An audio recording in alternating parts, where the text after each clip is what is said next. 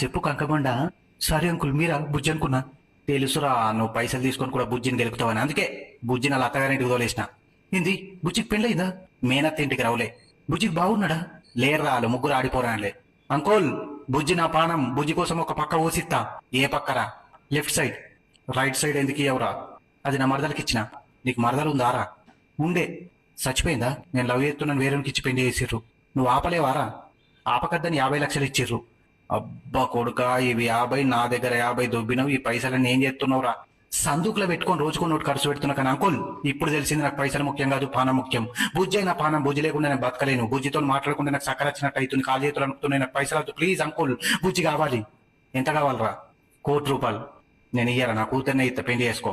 అద్దొద్దు, గదిని వేసుకుంటే ఆయన బతుకు గంట పిచ్చాడే. రేయ్, నిజం కాక మొన్న మంగళవారం నాడు లంగ జాకెట్ వేసుకుని మా ఇంటికి వచ్చింది. నేను ఆ రోజు కోడిగుడ్ల కూర అనుకున్నా. హలో చక్కరిగొండ,